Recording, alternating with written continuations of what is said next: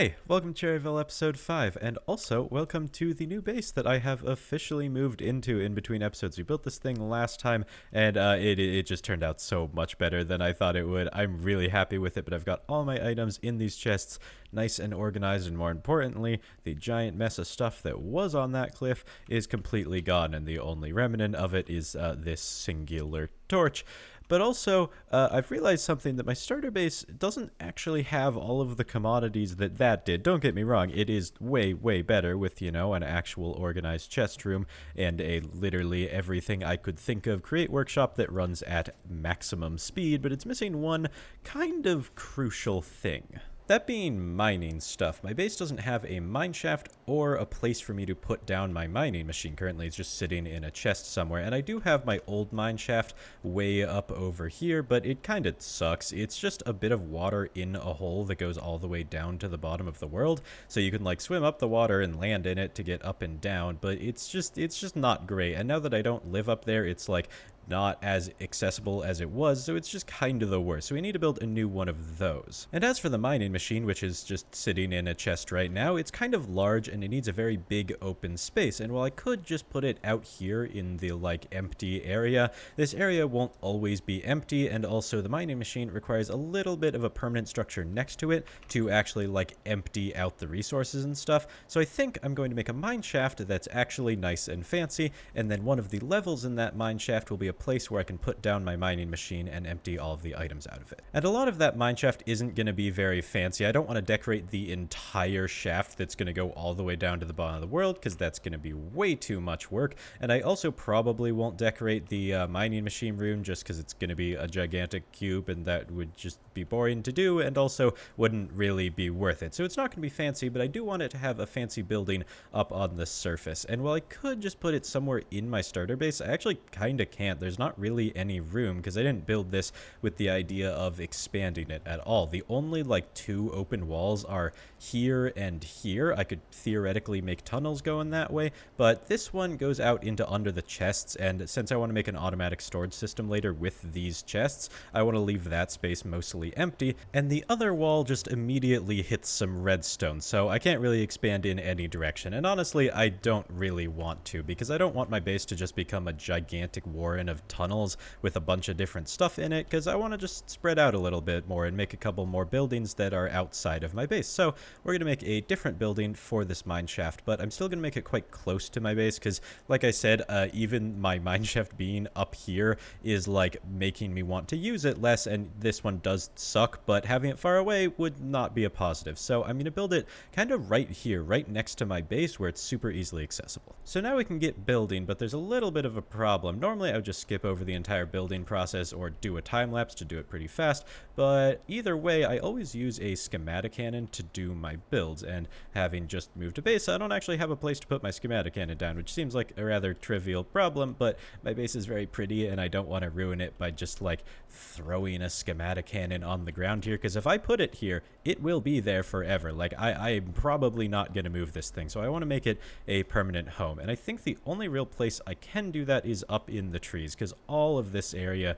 is just completely full. But if we head up here, I do have a whole like cherry tree top that is hollowed out and empty. So I'm going to put the schematic cannon up here, and then it kind of has like a nice vantage point to build all the builds. Not that it needs that, but like thematically I kind of like it. There we go, cute little bright pink room for the schematic cannon. Got the thing itself, we got some chests for all the resources it's going to shoot out, and I decided to put the schematic table where you select what schematic you're going to do in here as well, just because they kind of go together. And then we've just got some flowers for decoration, and I think it's time we go ahead and build this mine shaft, which I'm not going to do a time lapse for because, well, it's quite small and it's already done. I think it turned out quite well though. We got a nice cherry tree, a little archway, and then just a little bit of wall, and of course the only thing inside here is the actual elevator, which they have simplified so much compared to previous updates of Create. Last time I made an elevator, I had to make a whole redstone brain that like knew what floor you're on, knew what floor you just came from, knew what floor you're going to, so it could like send the pulley up and down the correct way.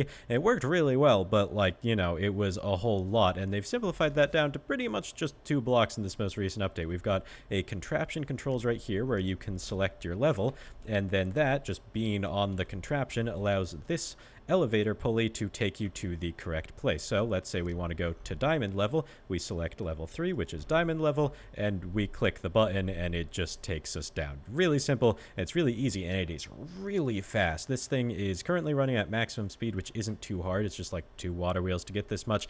And yeah, you can get from the surface all the way down to the bottom in like, you know, a couple seconds. And of course we also have a couple other levels. That was the level I mined for diamonds, obviously, and then this is the level I mined for iron. And if we go 1 level up, we have the space where we can actually put the mining machine, which will fit perfectly right here. The room is the perfect size for it because that is obviously what it's designed to do. And now that we have a dedicated space for this, I can make a really advanced storage output for it that will just be here forever. And it's going to be a little bit of a project, so let's get into it. My previous one only had 2 options. Either it trashed an item or it kept it in a chest. But there's some items that I actually want to keep some of, but not all of, like cobblestone, for instance. Almost like 90% of these chests, I would say, are filled with cobblestone when this thing is done mining. I need some cobblestone, but certainly not all of it. In the builds that I've been doing, mostly the last episode building the starter base, I constantly needed cobblestone, and despite having done a ton of mining with this machine, I didn't have any because, well, I just kind of trashed it all. So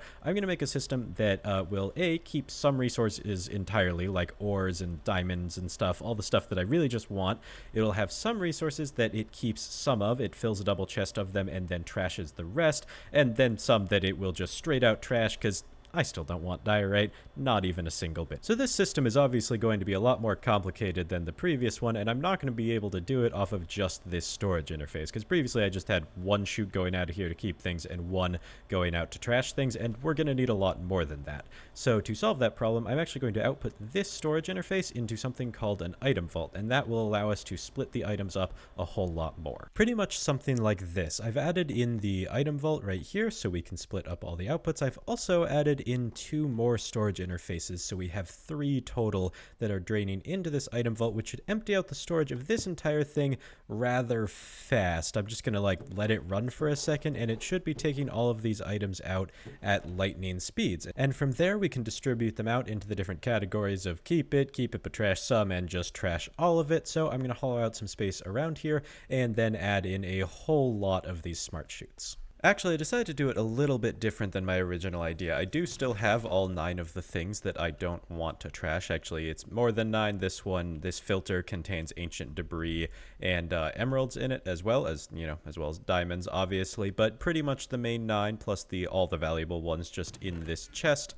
And then it has all of these ones, which are the less valuable things. Obviously, they have a double chest that's just gonna fill up as soon as I like dock the mining machine there. And then once all of these are full, I can just turn on this filter and it will start to trash things. I've of course already done that step, but that's the gist of it. So I let all of these fill up, and then only items I don't want are left, so I can then just trash the rest. So it's a much simpler system that doesn't require any like logic to actually have some of these get trashed and some of them not. It just keep a double chest, and then I'll just turn it on to trash everything, and it works pretty well. And on that latest haul, we got quite a good amount of iron and stuff, but I actually want to go run this at diamond level to get, well, diamonds, and I want to also try and run it in the nether, because theoretically this thing should be able to get ancient debris in that one, and nether quartz here. I've even added golden nuggets to this one so that it can get gold from the nether. So I want to see if all that functionality works. I also want to see if it just works in the nether. So I'm going to go do that. Unfortunately, though, I don't have an elevator here in the nether to get all the way from up here on the roof to the very bottom of the world.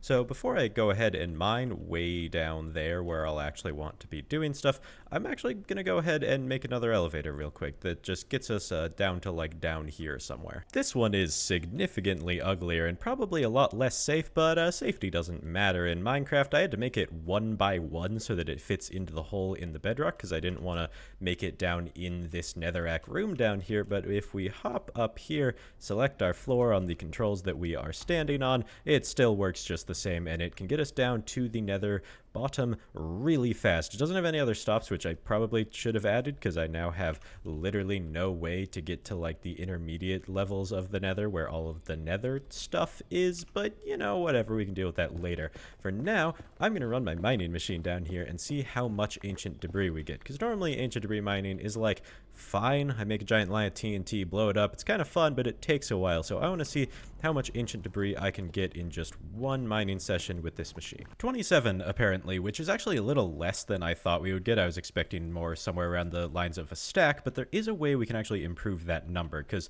27 isn't even enough to like fully upgrade this diamond armor that I'm wearing. Actually, no, that's a lie. You need 16 for that. But it wouldn't be enough to do all the tools that I want to do, so I would need more ancient debris than this, and I could just run the machine again pretty easily, but I like having big numbers all at once. So the way we could improve this is if we put something that outputs items on the edge of one of these things, say over here, we can dump out all of the netherrack that this has collected, which has all been moved into this thing at this point, but it's just spewing out netherrack, like a lot of netherrack, and I already have stored a double chest. I've added it to the list of things that we keep a little bit of, but it's so much netherrack, because obviously most of what it's mining through is netherrack, and the same problem happens in the overworld with cobblestone, but we can't just throw out the cobblestone because it would just sit on the ground and, like, you know, cause lag. However, with netherrack, we're mining at the bottom of the nether where ancient debris is most common, and almost all of the floor is covered in lava. There's a little bit of space that's not, but like in general, everything is just lava. So if we throw items on the ground, they're not gonna cause lag. They're gonna get instantly burned up. So what we can do is we can make a system that throws all the netherrack on the ground, and it will get instantly destroyed by all the lava that is literally everywhere. So lag won't be a problem, and we can have way more space for ancient debris. We'll probably be able to go for pretty much as long as we want. And like I said, all it takes to have that system be functional is to have a funnel on the end of it with netherrack in it so that it will only shoot out netherrack.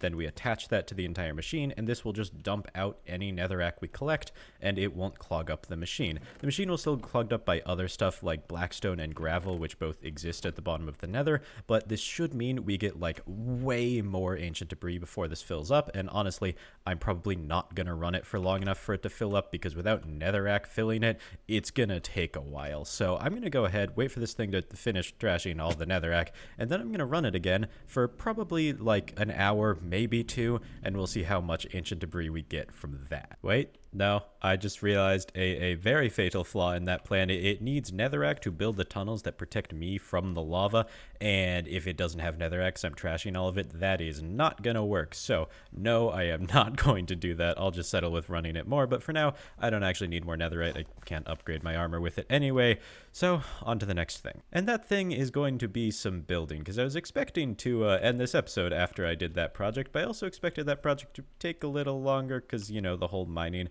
in the nether again thing, but it didn't, and this episode isn't really long enough. I mean, it's like 10 minutes, but it's just a little bit shorter than I'd like it to be, so we're going to do some building, because there's a pretty much endless amount of projects I want to build in this valley, because I do eventually want to fill the entire thing, and that is going to be a lot of work. So let's knock something out. Specifically the lake. I've been making a lot of these builds in a creative world, like my base and the sheep farm and all that type of stuff, and I've been planning them out around a central lake that obviously isn't here in this world, but that lake is going to go about up to this block here, which is why the sheep farm ends so abruptly, and it actually influenced my base a little bit more indirectly to a degree, as in I want there to be farmland in front of my base, but at the same time doesn't really make sense if there's not a lake here. So it's kind of the central point of the entire valley. It'll be like a lake kind of ensconced in mountains. It should be very pretty, so we're gonna go ahead and build that. And I could just repair the creeper holes and fill this bit with water, but that would be kind of boring. I want to make the bottom of this lake actually a little bit pretty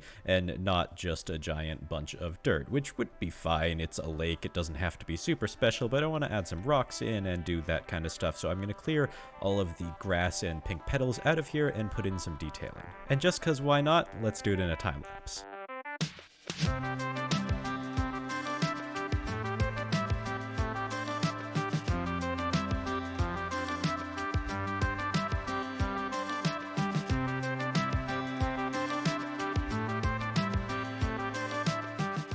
Not my finest work, I would say. I do like some parts of this, but most of it is just this very gravelly shore that's kind of boring. And my excuse for that is that I haven't like built anything here yet, right? Like over where the sheep farm is, this gravelly shore does not exist. There's actual like detailing on the shore a little bit. There's like, you know, some podzol, a path going around here. So the idea is that as I do more parts of the shoreline, it will get better and better. And I'm really hoping that's the case because currently it's a little bland, you could say, but I do really like the rocks that I put in. I honestly wish I did more of them. I just put like these three quite large boulders. I should have done some smaller ones and stuff, but detailing like that is again something I'll add in when I do stuff along the edge of the lake, and it should make it look a lot better. So pretty much it's a work in progress, and I will definitely continue to work on this because not only is the shoreline a little boring, the bottom of the lake also needs a lot more work. There are literally exactly 11 tall seagrass down here because I ran out of bone meal, which is kind of becoming a reoccurring thing. I think that might be the project for the next episode, but for now, I'm going to end this one here because we're just about out of time, so I really hope you enjoyed it. If you did, make sure to hit that like button down below, maybe subscribe while you're at it, and I will see you next time.